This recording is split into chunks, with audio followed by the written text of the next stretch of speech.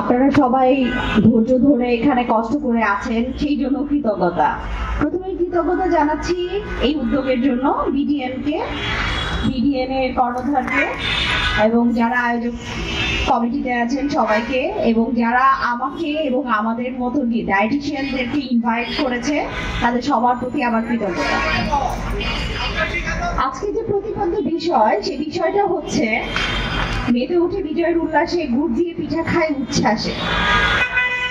এই আলোকে আমার দুটো কথা।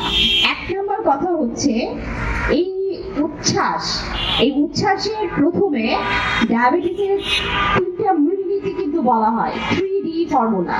প্রথমটা হচ্ছে discipline, second one diet, third one drug.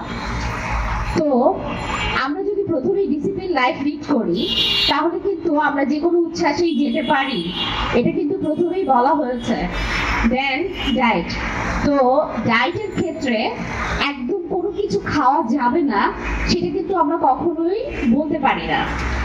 আমাদের সিনিয়র আপা শম্পাপা উনি ক্লিয়ারলি বললেন ডায়াবেটিস কতটা বেড়েছে, কতটা কমেছে, অর্থাৎ মনিটরিং এই ব্যাপারটা যদি আমরা পর্যবেক্ষণ রেগুলারলি করি তাহলে আমরা গুড় দিয়ে পিঠা খাবো কিনা সেটা ক্লিয়ারলি বুঝতে পারবো আমরা নিজেরাই।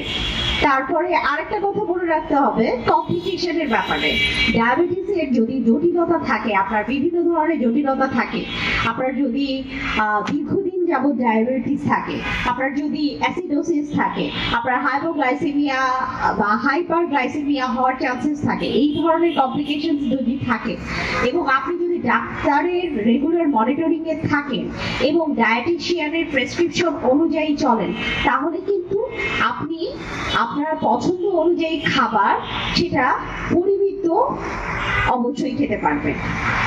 গুড় দিয়ে পিঠা খাওয়ার ক্ষেত্রে আরো একটা বিশেষ ভূমিকা আছে। গুড়ে সিম্পল সুগার যতটা না থাকে তার চেয়ে বেশি আয়রন থাকে, বিভিন্ন মিনারেলস থাকে, ফাইবার থাকে। সুতরাং সিম্পল সুগার চিনির চেয়ে গুড় কিন্তু একটু হলেও বেটার।